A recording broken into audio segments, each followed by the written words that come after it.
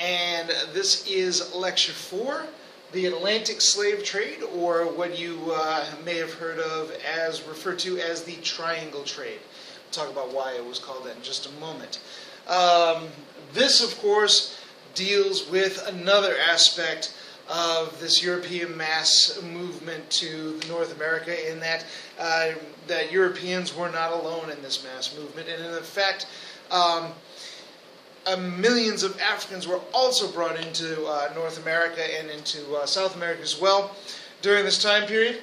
The difference being, of course, that Africans did not necessarily want to come to North America or anywhere else. As a matter of fact, as a result of European expansion, everywhere Europeans expanded to, they oftentimes brought West African slaves. So, but we're going to focus on North America. We're going to focus on American history, and we're going to talk about the slave trade there. This, of course, answers the question, or the essential question, or the essential statement, if you will. Analyze the changes taking place in North America and Africa as a result of the Atlantic slave trade, otherwise called Triangle Trade. This deals with concepts 1.3.1 in your AP manual. So moving along. All right. So why African slaves? Why did this European expansion into North America involve enslaving millions of people from Africa? Well, the bottom line is a demand for labor. It was very, very difficult to get European laborers and keep European laborers once they got into the New World. Yes, during this time there were many Europeans who were trying to get an opportunity to come to the New World, but they weren't going to put themselves into slavery. They were going to sell their labor for a return. Oftentimes, they were selling for wages. Sometimes they would choose to enter into a period of indenture, in which they would agree to a certain amount of time in which they would be labored out to their bosses, and then after that period of indenture was over, they would then be free to go about their business. But of course, this still had an associated cost. In North America, especially, it was very difficult to force native peoples to do this labor. The Spanish had a certain amount of success in forcing slavery among the Native Americans, but in North America, not so much. So what was it that attracted Europeans to African slaves? Well, for one thing, there was already an existing slave trade happening in Africa. As West African tribes and cultures would war and fight with each other, they oftentimes captured slaves. These slaves were then many times sold, largely to Arab traders using the trans-Saharan slave routes. And they were sold into slavery and oftentimes found themselves in North Africa or in the Middle East. Very different kind of slavery for those who were, I don't want to say fortunate enough to end up in that situation, but in those circumstances, slaves that went into the Arabic countries were able to get ahead, were able to attain a certain amount of social status. But the introduction of European slavery in West Africa was a different animal entirely, ultimately. So Europeans simply went into West Africa and took advantage of already existing economic structures down there. Some of the benefits of African slaves is that West African slaves, had largely already been exposed to the same kind of diseases that Europeans had. So they had certain immunities that native people did not have. It was very inconvenient for European landowners trying to exploit native labor if their natives died, as they often did. Again, something like 90% of the population, of the Native American population in North America, will be wiped out largely by disease. This did not happen to the Africans. Africans were also skilled farmers. Look, the main source of income in North America was farming. in West Africa, farming was a major part of that culture. So we're looking at people who already had significant experience in farming. Also, when you take people and from one continent and you transport them thousands of miles away into a totally alien continent, their chances of escape are minimal. Whereas with Native American people, if you try to enslave them, oftentimes they can just simply pack their bags and move and go somewhere else, and they can escape from you. Not so easy with regard to Africans. Also, skin color offered a certain distinction that was appealing. I mean, you could simply identify people based on their skin color and know that this was probably not a free person, or may not be a free person, or was certainly somebody whom you can exploit. Now, skin color was not the initial reason for exploiting Africans. In fact, when you take a look at the early histories, the rationale that was given as to why we are able to enslave these people had nothing to do with skin color. It initially had to do with the fact that they weren't Christian. Of course, that's pretty easy to resolve, right? Well, I'll simply become a Christian and then you can't enslave me. Well, all right, so now we need to come up with some other reasons and some other rationales for why we can, in fact, enslave you. Now, the Atlantic slave trade is going to create what is referred to by historians as the African diaspora. As Europeans were traveling west and traveling throughout the world, they brought Africans with them. And you can find traces now of African culture all over the world. Much of this is a result of this forced diaspora. To give an idea of numbers here, by 1870, over 10 million Africans were brought to the Americas almost exclusively as slaves. And in fact, as far as American history is concerned, American slavery, or with regard to the British colonies, the very first African slaves are going to be brought into the Jamestown colony in 1619. So a year before the Pilgrims, of course, land on Plymouth Rock, we bring in our very first African slaves. It was a shipment of 20 African slaves that were helping out in Jamestown.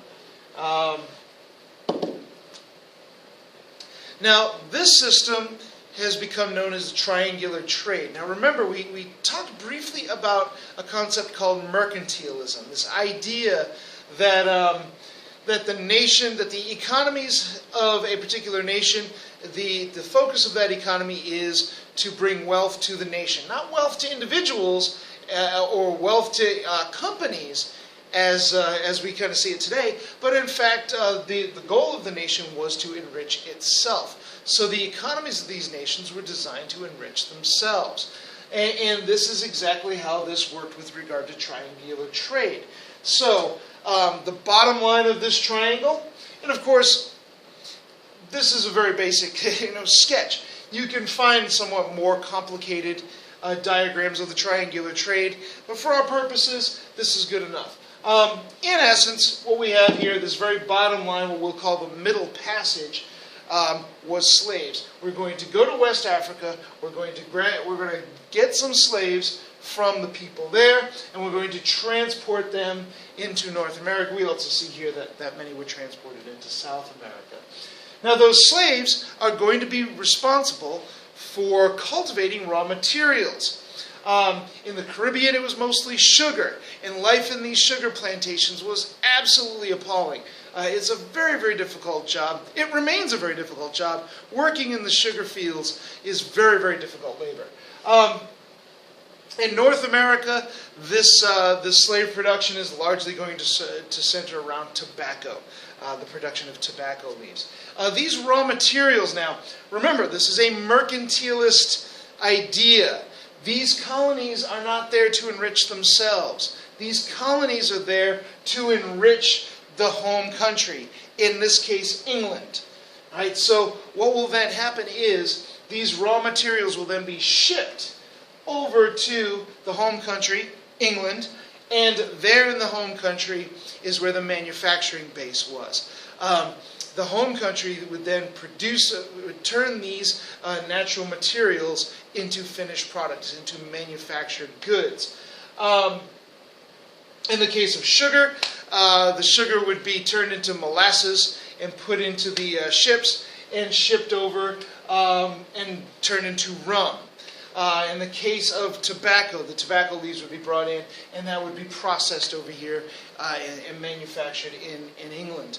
And then finally, this back part of the triangle, we see that manufactured goods were going to be brought down to West Africa to exchange for more slaves, and these slaves would then be brought into the Americas, and this cycle would continue.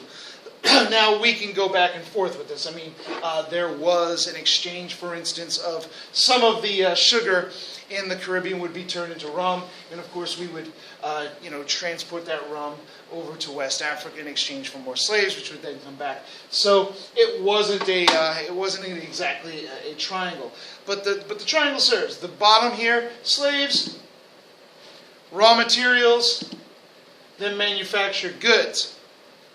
Among these manufactured goods that was brought into West Africa, of course, is guns.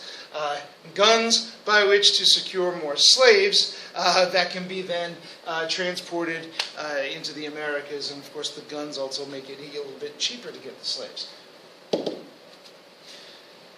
Now, this bottom of the triangle, referred to as the Middle Passage, was just an absolute horror show. The conditions on these ships were unbelievably inhuman.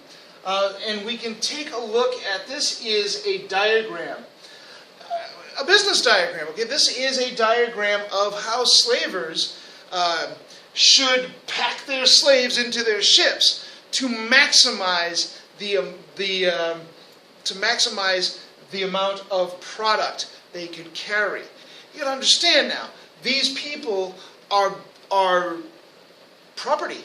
These people are a product to be sold. They are a consumable good as far as these shippers are concerned. So they would take these people and they would pack them in and layer them literally in wooden shelves and stack them in as tightly as they possibly can. And then, of course, the goal of the captain of the ship is to make as much money as he possibly can. And without much thought into the matter, the idea was to simply give the folks that are in these ship holds as little food as is possible to keep them alive, to get them to their destination. You can imagine, of course, there's no bathroom facilities. These are wooden ships on a waving ocean. People are getting sick. This is a perfect vector for disease.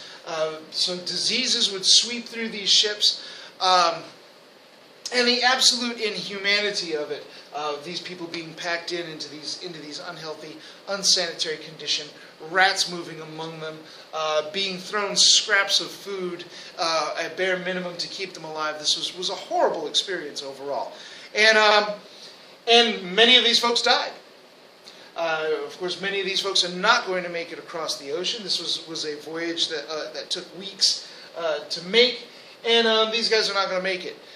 So, of course, what would the captain do upon his return to West Africa? Well, he'd fill up with more slaves, pack more slaves in there, knowing that half of them, or even 3/4 of them, were going to die. So we're just going to pack more in, and in fact, he probably would have been better served to pack less in, provide more food, and maybe more of them would survive. But that wasn't the thinking of the time.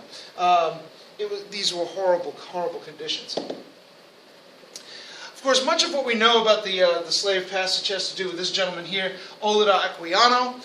He had been a man captured in West Africa, sold into slavery, ultimately educating himself in European language, and writing and publishing a book called The Interesting Narrative of the Life of Olida Equiano, in which he talks about the conditions in these slave ships.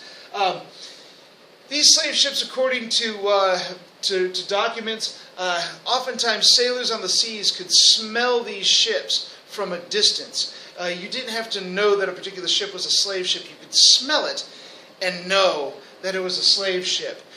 And these are the conditions that Equiano refers to. I was soon put down under the decks, and there I received such a salutation of my nostrils as I had never experienced in my life. Moving on, the least desire to taste anything, I now wished for the last friend, death, to relieve me. And these were very, very desperate conditions. Now, this being said, we have to remember that the slaves did not go willingly. They did not want to be slaves, and they did not, when they were enslaved, they did not say, well, I'm a slave, I might as well just be the best slave I can. No, in fact, what we see is the slaves would resist in any way that they could.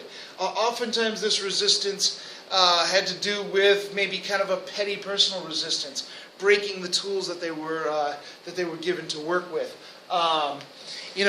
Damaging the crops and the products that they were using, slowing down their work so that they weren't producing as much. All of this was a form of resistance. Of course, many of these slaves did in fact run away, sometimes creating their own ethnic enclaves in places where Europeans could not get.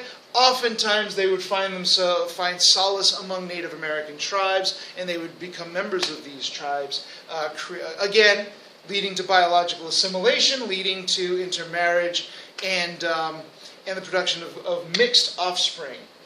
And of course later on we're going to see slaves just openly rebelling against their slave masters and killing them, as depicted in this section here. Of course, Europeans had a hard time understanding this. There must be something wrong with Africans, that they were constantly running away.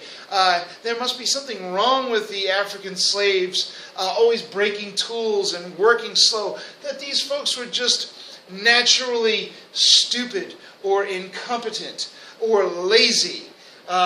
So we end up starting to see the formation of a modern racist stereotypes that we see that get unfortunately reproduced, even today. This is the beginning, which may have worked out for the African slaves, who may have been able to play against that stereotype a little bit and use that to their advantage. Hey, what do you expect from me? I'm just a slave. Now, some consequences of this slave trade. The slave trade was absolutely destructive to African culture in Africa.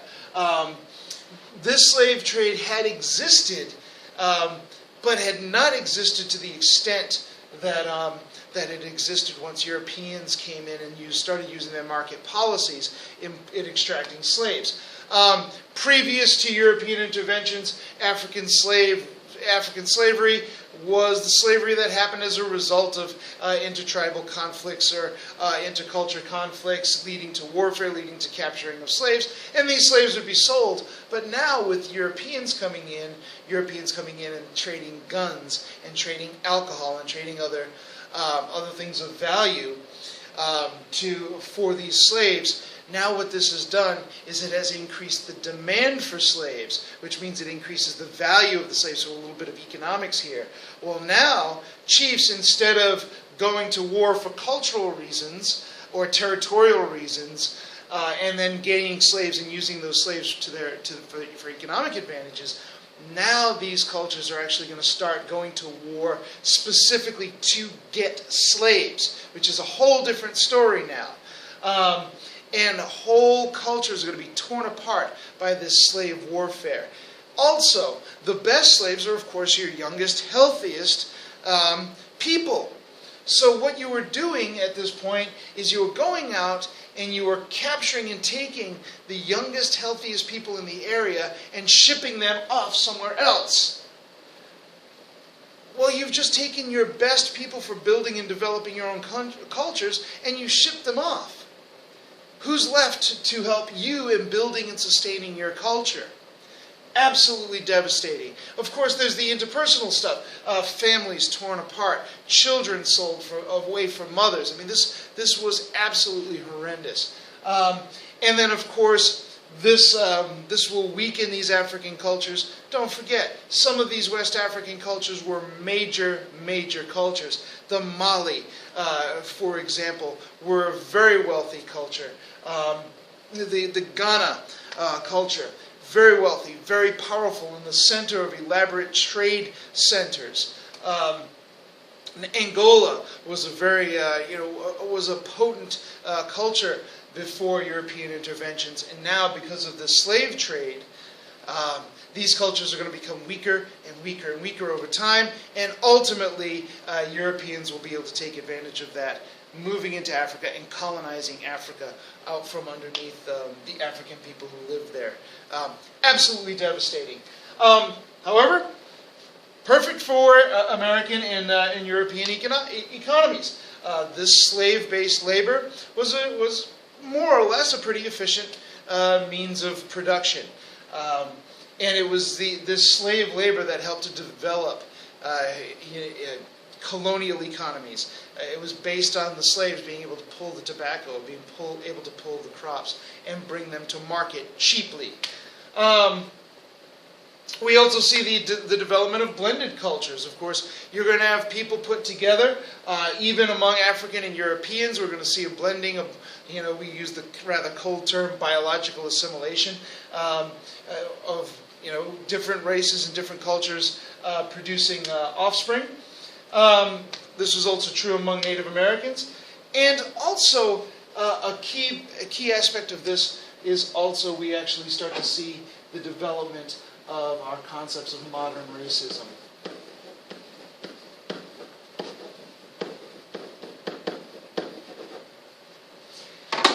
As we go through this process of knowing Africans as slaves,